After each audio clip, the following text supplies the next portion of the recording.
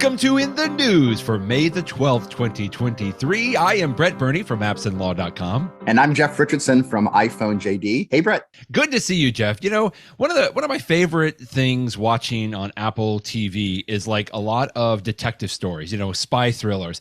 And reading your blog post today made me think, you know, Apple doesn't really have to look outside of their own internal office to come up with the next spy thriller. What an incredible, weird, but amazing story today about a sting operation that Apple basically had inside their offices today. Just crazy. I learned a new term too. I don't know if it's a real term, but the article that Ed Hardy wrote for Cult of Fact uses the word canary trap. And apparently he says that Tom Clancy, who of course knows a little thing or two about espionage and stuff like that, coined the term. And the idea, I guess, is that if you're trying to figure out who is your leak, you suspect 10 different people, you tell 10 different versions to 10 different people, and then whichever version gets out there, whatever canary is released, I suppose, then you know who your leaker is. And apparently that, and again, even I guess this, like I said, is a rumor too, because we don't know for sure this is all true, but according to what somebody posted it on Reddit or something like that, Apple had somebody that was leaking information and they wanted to find out who it was. And one of the rumors that's been a rumor for a while now is that Apple was going to release new versions of Final Cut Pro and of Logic Pro for the iPad. Everybody's thought that might be coming sometime soon. And so what Apple did is the people that they thought may have been the leakers, they told each one of them different release dates. And you know, the funny thing about this, I saw this rumor last week, Brett, and you may have too. I think I did too. I saw this rumor last week and it said that Final Cut Pro was going to come out this year and that Logic Pro would come out next year. And when I saw that rumor, I thought to myself, it seems weird to me because if they're ready with one, why would the other one not be out at the same time? You know, to have a full year later, it just seemed, I mean, again, what do I know? I have no idea, but it just seemed a little odd to me. But I saw that rumor, but it turned out that, of course, that was fake because both products were announced this week, as we'll talk about in a second. But they told different dates to different people within Apple. So as soon as this rumor got out there, they're like, we know where this came from. It came from this one woman. And then apparently they figured out that it was her brother who had linked the rumor, which was interesting to me because in the post that he writes on Reddit or whatever it was, he's like, you know, my sister hates me because she got fired. You know, basically she lost her job at Apple, which is a company that many people would love to be able to work for. She lost her job because her brother decided to squeal and post on the internet, which she had told him in private. So it's an interesting tale. But I mean, it also just shows you that Apple takes this stuff seriously. And again, you know, as a lawyer, you know, I completely understand, you know, the idea of privacy and confidentiality and that you can't have people leak stuff. You just can't. And so I totally get where Apple's coming from on this stuff.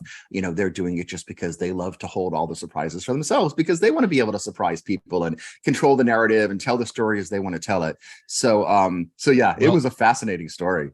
As many of our listeners know, anytime that, you know, somebody has some kind of a scoop or dirt on Apple, that gets a lot of eyeballs on the interwebs. And so anybody that can glean something from that, you know, and I feel like just like a brother and sister, I mean, you know, I have no idea how this played out, but I'm like, the brother's like, hey, so what are you working on? Like, you know, what's new? Like, can you tell me? And it's, you know, it's just the way the siblings interact. And it's just like, you know, she must have been just saying some things maybe that she was working on.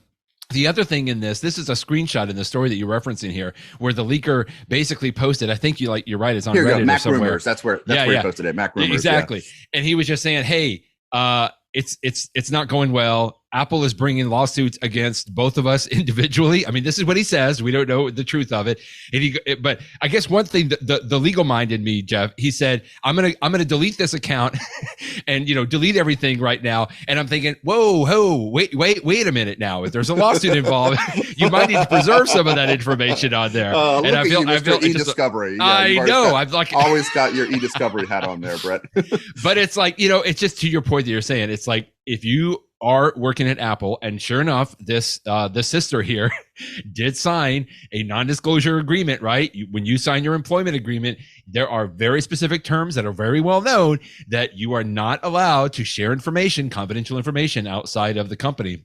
And hey, if you thought that, maybe that's just part and parcel of a regular employment agreement, you might want to think twice if you're going to be working for Apple there. What a crazy story, but interesting, because that leads us into the next story. I mean, some of this is true, just like you said. They actually did release Final Cut Pro on the iPad, which, like you said, I think many of us kind of knew it was coming. We just didn't know. I didn't know it was going to come this early, but it's amazing. This is like a professional grade piece of software, Jeff, that has never been on kind of like a mobile device. It's always been made for the Mac Pro, hopefully, and now it's on the iPad Pro. That's some big news. Yeah, the announcement is big news, and the implications, I think, are even more interesting. Ooh, so yes, just in terms of, let me just start on the announcement itself.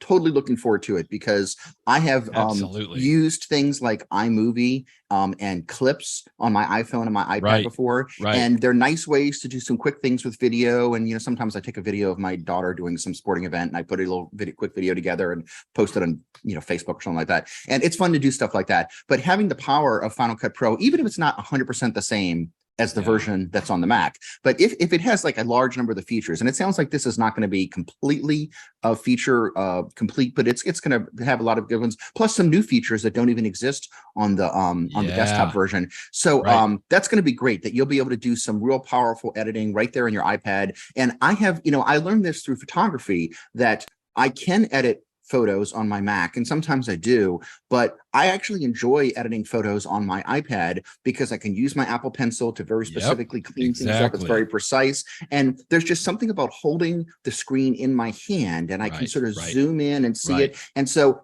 all the reasons that I really enjoy working with photos on an iPad, I think working with videos on an iPad, although a different skill, I think it will be interesting.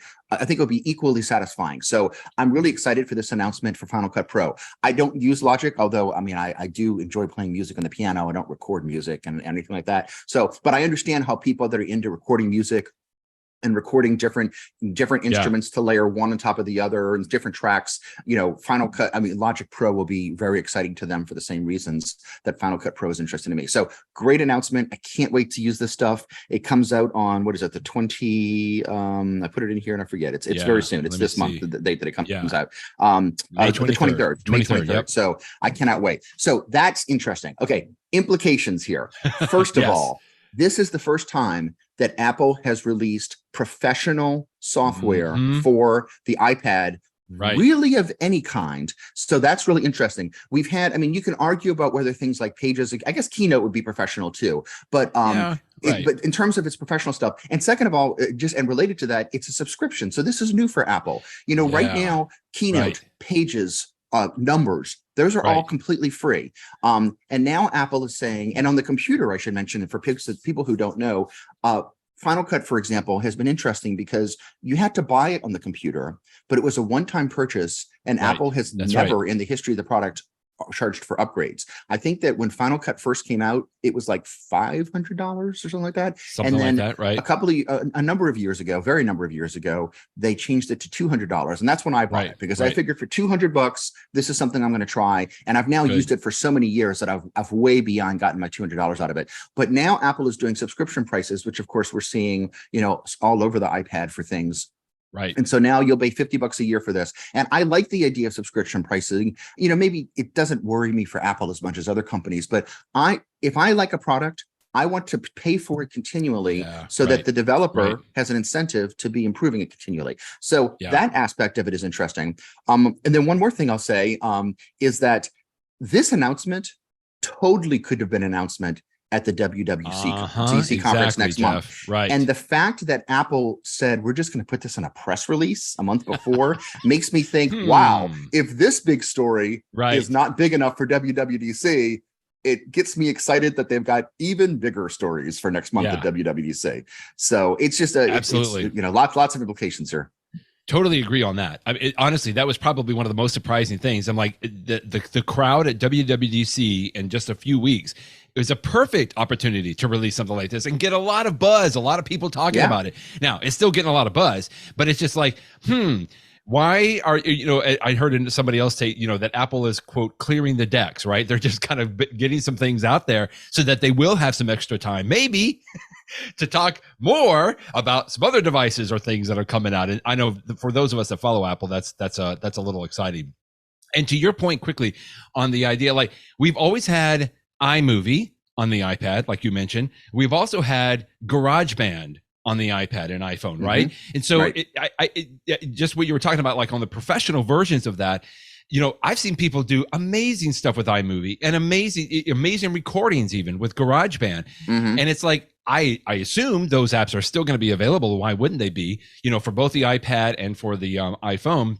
And maybe even for some, you know, lesser iPads, right? Because this this really only works on iPad Pros. But it's like now you have the option that if you wanted to upgrade to something that's going to be a whole lot more on the quote professional grade level, then you can use Final Cut Pro and Logic now, which is just amazing. And I'll tell you, Brett, as someone that's made that transition, because I used to use iMovie for years and years and years and years and years on my Mac. I mean, I want to say going back to the late 1990s. And when I made the transition from iMovie to Final Cut Pro on my Mac, it was a little rough going at first because it is far more sophisticated, and I found myself lost a lot. But then once you get over that hurdle and you get a little bit more familiar with it, the things that you can do, I mean, iMovie is great because it's quick and easy and you can use a template. But in Final Cut Pro, like it's like Photoshop for photography. I mean, it's almost limitless in what you can do, and it just opens up a whole new world. And so it's great that we've had GarageBand. It's great that we've had iMovie on the iPad, but if you know, history serves as a prediction of what we're going to see, I suspect that this is going to open up a whole new wave of things that you can do on the iPad. You know, another quick thing I want to mention, I didn't want to wait for professional movie apps on the iPad. So I went out looking, and I think I've mentioned this in the podcast before. I found an app called Luma Fusion, Luma Fusion. And I got to tell you, on the iPad, it was amazing, Jeff. I loved using it for a lot of the things that I know another story you linked to from Jason Snell talked about. Just having that touch interface with being able to drag little clips around or being able to use your fingers with the Apple Pencil to be a lot more precise and like, you know, the timeline, as it were. And I'm a little nervous because Luma Fusion was like, I think it was a $30 app one time, $30, right? And that was it. Like they didn't have a subscription that you could pay for some additional professional things, but I didn't really need them. And I'm like, okay, well, that's wonderful. I don't know why Apple would, you know, want to do all that work to bring maybe Final Cut Pro when Luma Fusion is really good. But we've seen that before as well. We sometimes refer to it as Sherlocking, right? Apple's going to have a fantastic app, but Luma Fusion was really good. And then the other thing quickly, just my only quick gripe on this, Jeff, and maybe this just goes to my cheapskate proclivities. I see that it is a subscription. It's $4.99 a month, which I guess you could start it and then stop it, right? If you only needed it for 1 or 2 months or so, or like you said, $49 a year. I'm a little upset that this isn't included in like an Apple One subscription, Jeff. I don't know. I mean, I get it. I understand why. And you know, I can see that this is like you said, this is where everybody's going and Apple's just following the trends, as it were. And it, you know, it's worth it. I'm not saying that it's not, but it's like, man, I'm already paying $32 a month now for Apple One. And I love it. I would even pay another $1 or $2 a month, you know, an Apple One, just to be able to have access to some of this on there as well. But anyway, well, I don't know about $1 or $2, but I mean, who knows? Maybe there could be an Apple One Pro in the future that would be, you know, instead of paying $50 for each of these, you pay $75 more and you get both of them. Or who knows? I mean, who knows what the numbers are? So you know, it's certainly a possibility in the future. I'll link to this other story too from Jason Snell that you linked to today. I don't know if there's anything, just some good questions that he answers. This is somebody that's been working on a professional level on the iPad for a long time, and I thought he had some good insight on this too. Yeah, good questions and answers. So we're not quite ready for iOS 17, but we may see some hints at it at WWDC. Typically, I think Apple does start talking about it because that usually comes out maybe in the fall or something like that. But, so while we don't have iOS 17 yet, you did link to a story that 16.5 is set to be released, in just a few days, maybe, or a week or two, or something right before WWDC.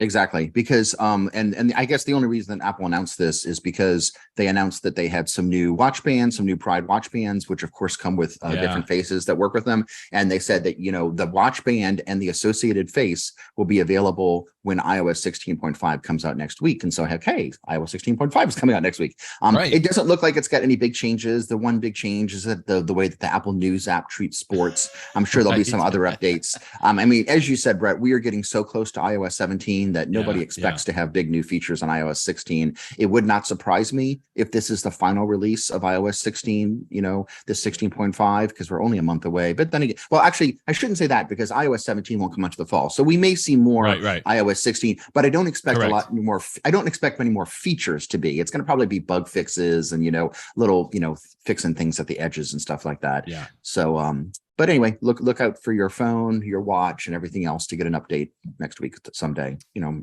they usually do it on like Tuesdays in the middle of the day. Yeah, it says May 16th, next Tuesday. Oh, I didn't realize that had the actual date. Okay. Yep. They had a date on there. So what day is 16th? Tuesday. There you go. Tuesday. That's what I guessed. Yeah. If you are as excited about Final Cut Pro come to the iPad as Jeff and I obviously are, then you're going to need an Apple Pencil. Well, you don't have to have one, right? But an Apple Pencil, especially the second generation, is an excellent addition tool to have with you. And I love it always when you point out there's links when it goes on sale. It retails for $130. It is on sale right now on Amazon for $89. And it looks like it's still on sale. Every time we talk about this, Jeff, I go to the page and it's like everybody's already gone and, you know, bought everything out, but it looks like it's still on sale for $89. That is a great deal. I'm always afraid when you click those links to see that the sale that I noticed last night is now gone. One more thing about the pencil that I'll mention is that in the context of Final Cut Pro on the iPad, Apple said, and so let me back up a second. The most recent version of the iPad Pro, which I don't own, but which came out, I think, last year, it added a new feature that even if your pencil is not actually touching the screen, if your pencil is just hovering above the screen, it could do certain things. And at the time, at the time of the announcement, it was limited. There were a few things you could do, like you could preview what a brushstroke would look out in the screen. But I've always been curious, when are people going to do even more with this hover feature? Well, Final Cut Pro for the iPad has a cool feature. When you're dealing with clips in a video editor like Final Cut Pro, you often want to sort of scrub through the clip just to sort of see, here's what's going on in this clip, here's what's going on in the next clip. 2/3 through is when the person drops the ball. So that's what I want to focus on, or whatever you want to do. And so apparently you'll be able to hover with your pencil over the clip. And as you're not touching the screen, but just hovering, you can scrub through it. That sounds like a cool new feature. I don't have the new iPad Pro. And so for the first time, I'm going to be really jealous of, wow, I wish I had the newest iPad Pro because I've got the generation earlier than that. So, I guess at some point in the future, I'll get a new iPad and I'll have the hover feature and it'll be great. And then I'll be like, oh, well, of course, everybody has to have the hover feature. But for right now, I will be jealous. So bravo to Apple for finding a new use for the Apple Pencil. I'll say one more thing, too, that this Apple Pencil sale is a great price. If you don't have one, you should get it. I have heard zero rumors about this. And of course, we all know about rumors, as we just talked about, but I would love I can't even tell you what I would want it to do, but I would love it if there's a third generation Apple Pencil in our pipeline, maybe one that has a second button, because right now, well, I guess now you could hover, that's one thing, you can tap, and that's another thing, but maybe if there was like a button on it so that I could do a third type of thing. I don't know what it would do, but I love the pencil so much that if it had even more features in a third generation, I'd be interested. And, part of me would love to think that the reason that Amazon's selling these cheaply is they're clearing them out because new ones are coming out. I seriously doubt that Amazon has any idea at all what Apple's doing. They're probably just, having a sale for their own reasons. But anyway, those are my thoughts on the pencil. It's time for our Where Ya At segment. Several stories here. I love this. First of all, last week we talked about that Apple and Google and maybe some other companies, right? There was a few other companies in here that were really just talking about, hey, should we collectively get together and talk about, what about people using some of these trackers, whether they're AirTags or, some Android devices? Like, what if people are using these for the wrong reasons, right? Even going quasi-stalking aspects. You had a great story here from Glenn Fleishman at TidBITS where they're giving some additional details about this. I'll make sure that we link to that in the show notes. We talked about that quite a bit last time, I remember. All sorts of details. I mean, just for one thing, he was pointing out that there's lots of different devices that can track you. And as part of the new standard that Apple and Google are going to agree to, and then everybody in the industry will follow, I'm sure, is, if the device is a certain size so that it would be hard to spot, then it's got to have these features. And if the device is a little bit larger, like, something like an iPad or something, then it's not required to have the features. But I mean, it would be great for them to adopt these standards. And then all the third parties that make accessories, even if you're not buying the AirTag from Apple, that, they would want to take advantage of the features. So they would, it would be great if a couple of years from now, everyone in the industry has these agreed to standards to make them even safer, reduce the risk of these devices being used for stalking. Also, at the flip side, maybe make them even useful for other features because they'd be more cross-platform. So this is one of those times where I love to see that the industry is working together. And Glenn Fleishman had some great details that I did not know when you and I spoke about this last week. If you do have some Apple AirTags and you want to know some additional uses for them, know that now they can help you track down bank robbers. What a crazy story this was.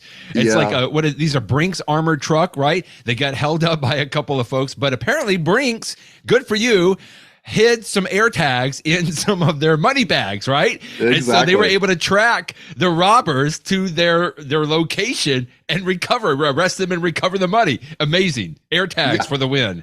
I mean, that's the thing. It's the, you said money bags, which is what I saw too. I think the article actually says money bins, but I have to admit, when I imagine this story, my imagination is that they're bags that have a dollar sign on the outside, just like the cartoons. From Scrooge McDuck. Exactly. And they're full of cash. Exactly. So, but how clever that Brinks had dropped some AirTags into some of those. And so they just watched I guess it was two brothers that were the thieves here. They just watched them go back to their house. And once they were at home, they called the police and said, "Hello, police. These guys have our money." So it's just like, I mean, it's Brinks, Jeff. And I'm thinking to myself, okay, I love AirTags, but there are some other much more sophisticated tools out there to track money, but yet they're resorting to AirTags. I mean, I think that's cool and also just a little weird at the same time, but hey, it works. You would think that they would have some other technology to use for that. A couple of other stories you mentioned, which again, amazing. And really beefs up the reason that you might want to consider wearing an Apple Watch, especially I was even going to say for your elderly relatives, but I don't even know if that was the case here. One story you linked to both here, of these stories, there was a son was talking about how his mother was in a hotel room on a business trip, fell down from a ruptured aorta, and while she was, I guess, unconscious or non-responsive, the Apple Watch detected the fall, right? And already called the paramedics so that when she was found, I think by a friend or somebody else in the hotel, the ambulance was already on its way. Incredible.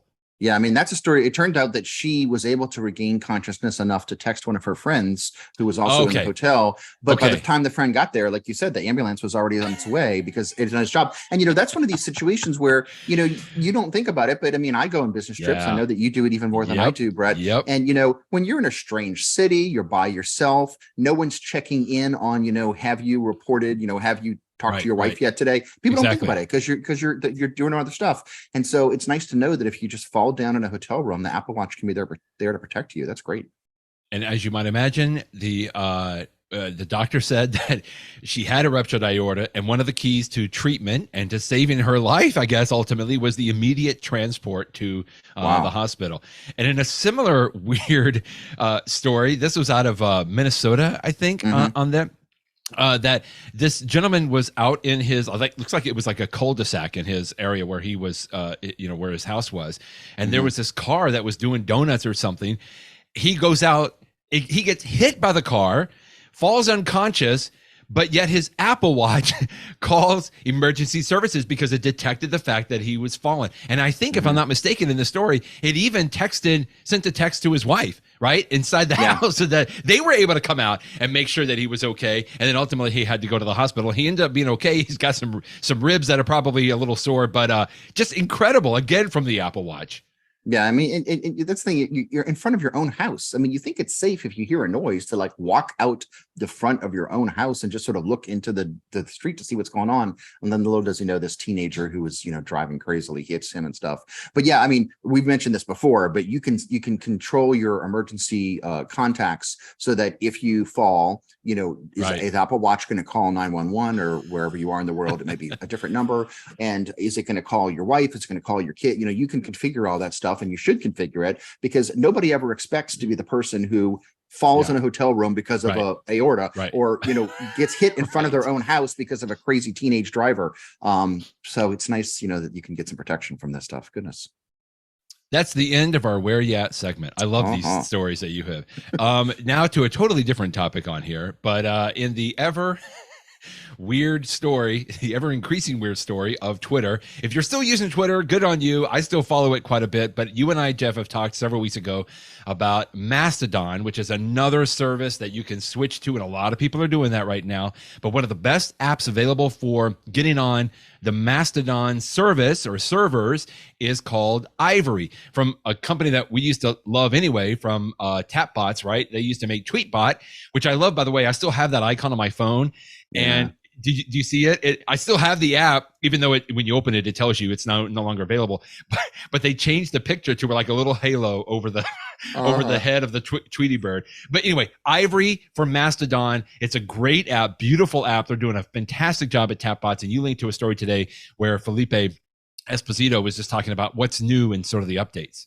Yeah, and the big updates is the way that it handles media. A big thing when you're looking through your timeline is people link to pictures and videos and some sort of stuff. It's got much better of things for handling that. It also does a better job of linking to other posts. We're getting to the point where the Ivory client for Mastodon is slowly but surely getting to be just as good as TweetBot was for Twitter, which is great. So, and if any of y'all are on Mastodon, we have an account for the In the News podcast that you can follow if you just want to get like an update when there's new videos. And I've got one for iPhone JD. There's still just a small portion, a small fraction of the number of people on Mastodon that are on Twitter. True. But if it's something that you're interested in, it's there and we're using it. So. I remember one of the first party tricks that I would love to show off on the iPhone, Jeff, was a little app called Shazam. Indeed. And you could open it up.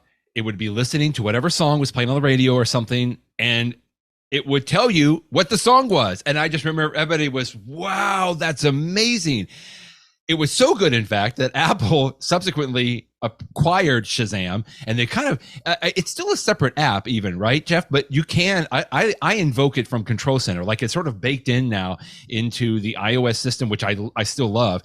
But it was always good for mostly like non-classical music. Like I did it for jazz, I did it for pop and rock and everything. But you linked to a story where Shazam has now been updated by Apple so that it can support Apple Music Classical, which was a different app that was released not too long ago we talked about.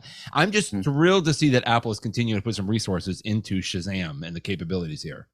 In some ways, you can even argue that it makes more sense. I mean, not more sense, but it's a good thing, because I guess if Shazam hears something that's a rock tune or any other type of genre, it will know that it's an Apple Music. But if Shazam hears something that's classical music, it will open it up in the Apple Classical app, which is good because lots of times, we all know that there's this classical music that we all, I joked today, dum dum dum dum, which I always think of as Beethoven's Fifth. But of course, that's not technically the name of it. It's Beethoven's Symphony Number 5 and that's right, whatever it is. And the only reason I even know that is because Shazam could then bring me there and say, oh, here's the actual title and stuff like that. So many of these times there's this classical tune that of course we all know because it's been repurposed for movies and commercial jingles and everything else. But if you actually listen to it, you could then open and say, oh, that's what song this is. And this happens to be by Chopin, or this happens to be by Mozart. So I actually think it's pretty useful. I will tell you that when I wrote this last night for this post, it then got me thinking about the Apple Classical Music app again, because I hadn't used it in about a week or two. And I noticed that there was a playlist. They have like a list of essentials, the essential playlist. And there was one called Classical Film Score Essentials, and it's great fun. The very first track on it is the 20th Century Fox fanfare, dun dun dun dun dun dun dun dun dun dun the movies. And then it has like the main title, the Star Wars theme. It's got the Franz Zimmer theme from Interstellar. It's got the Godfather theme, American Beauty. I haven't heard the American Beauty theme song in a long time. That's a great theme song. Harry Potter, Lord of the Rings. I haven't even gotten to this far. The Joker. Joker, The Hours, Schindler's List. So if you want just, songs that I guess technically they're classical music, but I just think of them as being like great movie themes, this is a fun playlist. And what I've mentioned before, what I like about classical music is I can listen to classical music like this, and because there's no words, I can work at the same time. Exactly. Whereas if I'm listening to music with words, I hum along and it distracts me from getting work done. So this is just sort of another plug. If you subscribe to Apple Music and you haven't played around with the Apple Music Classical app yet, there's some cool stuff in there. I'm looking through here. I need to move it's a separate app, right? So I have an Apple Music app, and this one, they just call this Classical. But I feel like I got to move this this icon now back to like my first or second page, just so that I don't forget it, exactly what you're talking about, Jeff. And I'm glad that you mentioned that, because in Shazam, when I listen to any kind of a music, I go in a restaurant and I'm like, ooh, what is that? I like that. No, I do that all the time. It gives me the ability to say, I can open in the Shazam app and it gives me some information, but then I can say, you can open in the Spotify app, which I use a lot, or I can open in the Apple Music app. And I'm glad that I have that capability. But now, so what you're saying is with a classical piece, that Shazam will hear it and I can open that piece in Apple Music Classical. And I love that, because now it just kind of comes full circle, so that I can add that to like a playlist or something similar to that. That's really cool. I like that. From music apps to map apps. This is a nice little set of tips that you included from Cult of Mac. This was D. Griffin Jones. 8 secret features in Apple Maps. Very nice.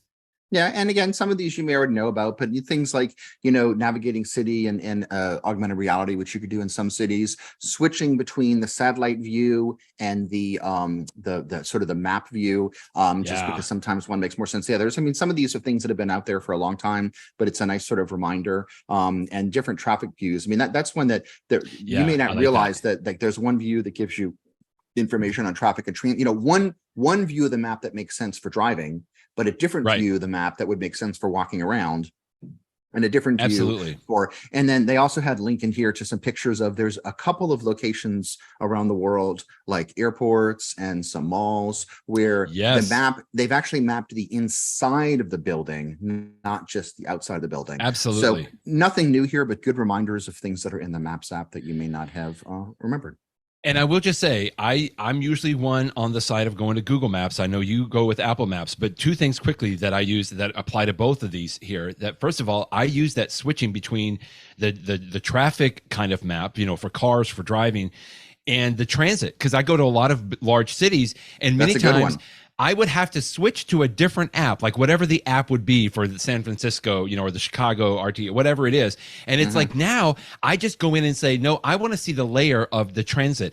And it literally tells me, so that I know what train that I can take, to downtown or whatever the case may be. And I really enjoy having that. And then second, I'm going to say also, in fact, I see one of the pictures he's got here is Beechwood Place, which is very close to where I live in Ohio. This I'd never heard of it before. But may be here in Ohio. But I do love that indoor maps. I used to have, when I would go down to an airport, if I land and I want to see, well, okay, I'm hungry. Like, what can I eat? Like, what's going to be close to my gate? And I used to have to go to like the United app, right? Or I'd have to go to like a separate app that has the maps, the detailed maps of the airports. And now it's pretty amazing, both in the Apple Maps and in Google Maps. I can just zoom in to the map with the airport aspect, and it shows me everything that's there. And I feel like that's even maybe a little more updated than some of the other apps. So I'm glad that you linked to that. It's good stuff. Yeah. In fact, speaking of Google Maps, which although I use Apple Maps a lot, I certainly use Google Maps too. Google had its big conference this week. Is it called Google I/O still? I forget what it is. Something like that. I remember that I saw some of the news articles that they actually announced some new features for Google Maps. And in fact, one of them was this thing that we were just talking about different views. Like I think Google's got a new view coming out for Google Maps that's sort of designed for sort of a quasi between satellite and driving, for something to make it better for driving and seeing around. Okay. So you got to love Google. That they've done such fantastic things with maps over the decades, and I love that they're continuing to make it better. So have to look something to look out for. Let's go to an entertainment segment. We got to think of a good name. That's our homework for this next week, Jeff, because you are always good about linking to several of the things, mostly things that are happening on Apple TV Plus. But I've always enjoyed your recommendations for different shows, whether it's on HBO Max or just Max now, I guess, right? Or Disney or Netflix or any of these. I know we talked about Foundation, which was a science fiction thriller that came, about a year ago now. A lot of people were excited about it, and then a lot of people were not so excited about it. I remember when it came out. I enjoyed it. I like the science fiction aspect. Yeah. But now they've released a trailer for season 2. I thought the second season was going to come a little sooner than that, but this looks really good too, and I'm looking out for that. That's really cool. Yeah. This will be a fun one, and I really enjoyed watching that one. And then the other sci-fi thing that I linked to was the show Silo, which is a brand new one that just started a few weeks ago. Have you watched any of the episodes yet, Brett? I haven't. No spoilers, because I've read through some of the books, and I've been so excited about this one. I can't wait. That's so good. People have told me that the books are fantastic. I had never heard of the books before. And the show is, in fact, I think Apple may have they either released the first 2 episodes at once, or maybe by the time I got to it, there was already 2 episodes out. But like, I watched the second episode and I was like, I want more. Like, I want to binge it all right now. And of course I had to wait. So I'm very excited. So far it's been excellent. It's been really, really good. And you mentioned The Diplomat here. This is going to Netflix, such but a good The Diplomat. Show. We're looking for a new show, and again, you never have failed me on your recommendations, Jeff. So The Diplomat may be a next one on there. You know, I love Carrie Russell so much. I mean, I really love that show, The Americans, that she was on years ago. It was fabulous. Yeah, that's right. But this show, The Diplomat, is really great because it's you're in other countries, so it's sort of fun to watch other stuff. She's a fabulous actress. I don't want to say too much about it to give it away, but let's just say it's got some political intrigue, it's got some sort of spy stuff, and it's got Carrie Russell being her Carrie Russell best. It also stars her husband is the guy who was the star of a show on Amazon Prime, the name of which it was an alt history show where Imagine the Germans had won World War II. What was the name of the show? I'm blanking out on the name of the show. I know. But it was a great show, and I very much enjoyed watching it. So I enjoyed watching it. It's always fun when there's an actor that you enjoy in something and then you haven't seen them in a while, and then you see them again. It's like, hey, I get to see that person again. So it was great. So the actor is Rufus That's him. Sewell. Yeah. Yeah. Oh, what was the show? Now I want to know what. Legend of, if you look at his Wikipedia page, I'm sure it's gonna be. I know, The Legend of Zorro. That's not it. That's probably not. What was the one that he was in? I know the show you're talking about. Oh, the man in the High Castle. The man from High Castle. The man in High Castle. The man from High Castle. Great show. Yeah, that was a great show. And then the last thing, quickly, you linked to the story. This will be interesting. I just recently got Disney Plus and Hulu. I forget, it's some kind of a package with a credit card or something. I can't remember, but I got to tell you, I think we're hooked. In fact, we've just been doing all of the Star Wars movies with my kids. Like, we finally watched, what I consider, I think I mentioned this last week. We watched what I consider to be number 6, but it's actually number 3, right? It's Revenge of the Sith. Anyway, it was great. And now we want to keep on going because they haven't seen all of the Mandalorian stuff and everything yet. But interesting that Disney Plus and Hulu might merge into a single app. Like you said in your post, doesn't make a lot of sense because I do also kind of consider them 2 different services, but we'll see. I mean, the package that I have right now, at some point it became cheaper for me to sign up for a package that I get Disney Plus and Hulu and ESPN Plus. That's right. Exactly. I watch ESPN Plus approximately never. Absolutely never. And to me, if somebody told me that they were going to merge the Hulu app and the ESPN app, I would be like, what are you talking about? They're different things. Hulu is Hulu and ESPN. And so it's perhaps not that bizarre, but saying that we're going to merge, Disney and Mickey Mouse and Star Wars and all that stuff with Hulu, because Hulu has often been a little edgy. It's got FX stuff in it. I mean, I realize that there are places where they get close to each other, but I have really considered them to be separate services. And I mean, whatever. I'm not getting paid the big bucks to make these decisions, but why someone thinks it makes sense to merge the apps? It seems like it's going to make it harder for you to find what you want. You'll have to go different menus down to find things. Right. So, but again, it seems bizarre to me, but they don't ask me these questions.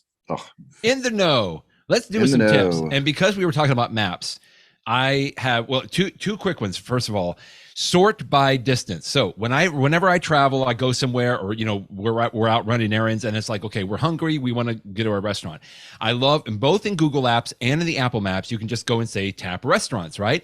And it shows you restaurants, but most of the time I'm using Google Maps, and the default listing is by what they call relevance, right?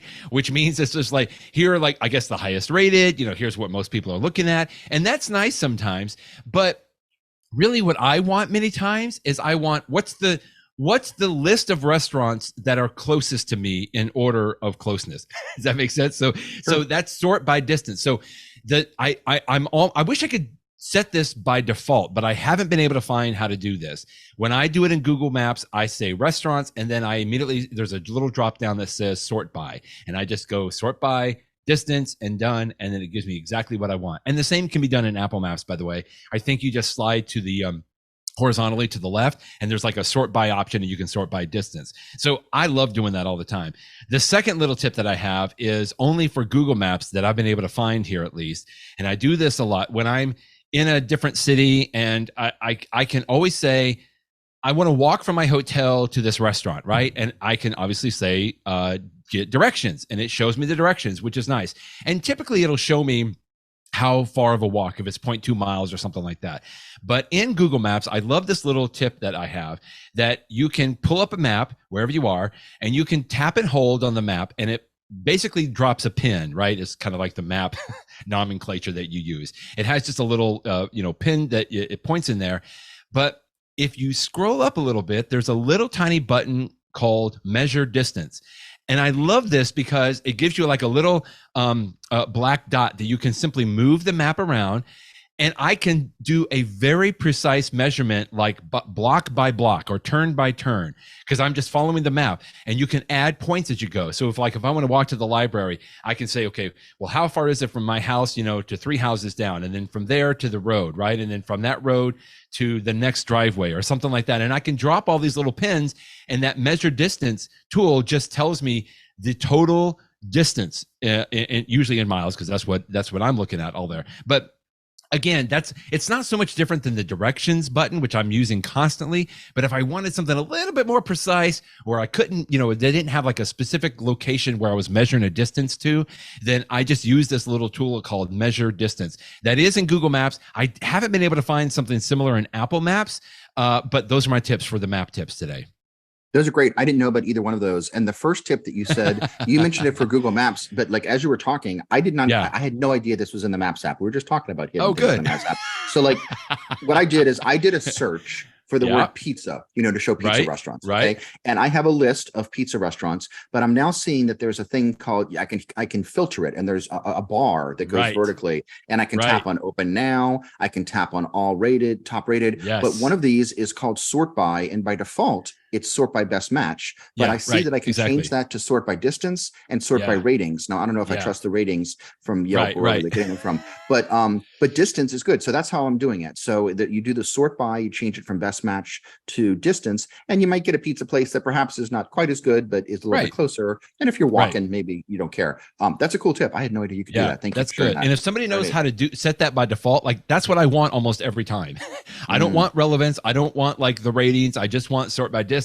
But I haven't been able to find that in the settings, how to set that by default. But it's just a couple of more taps. It's not a problem. Cool feature. So what I'm going to talk about is, it makes me want to say words to the wise. So when you're using an Apple Watch and you're talking to Siri, there's two things happening. First, you're going to say something to Siri, which you hope is interpreted correctly. And then Siri's going to say something to you. But when I say something to you, I always, in fact, a lot of people I know do the same thing. I have sounds turned off on my Apple Watch. So when Siri speaks to me, I will hear her if I'm wearing AirPods. But if I'm just using my Apple Watch, I will see the result on my Apple Watch without seeing the response. And so let me give you an example. Let's say that I say to my Apple Watch, hey, what time is it? I mean, I guess I could look at the time too, but let's just say that I just say it out loud. Right. Of course.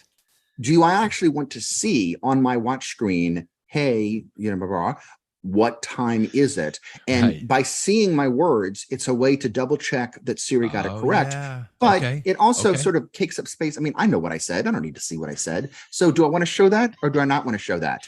This setting I'm going to talk about, you can do it. And then likewise, when Siri says the response to you, Siri's going to say, it is, 9:22 a.m.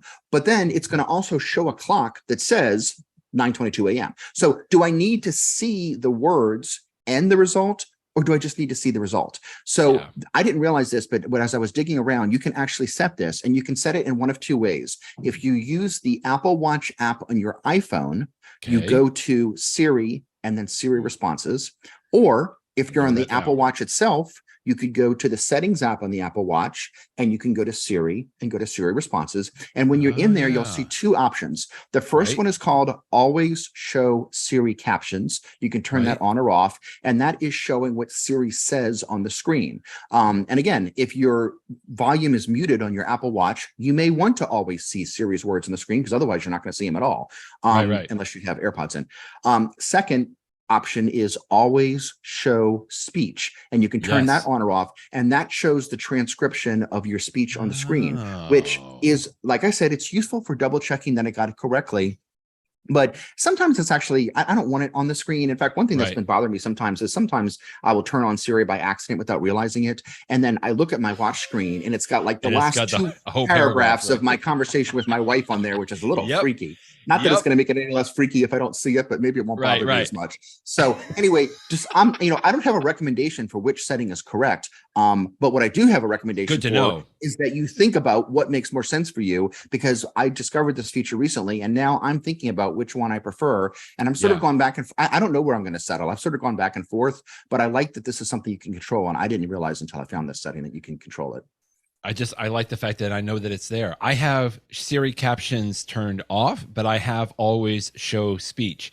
But I guess I just had never thought about it. Now that you brought this up, I'm going to be paying attention to it, and maybe I'll turn that off too. I like to be a little minimalist if I can, on some of these things. Like I just don't need to see that extra information. But exactly, Jeff, excellent, like that.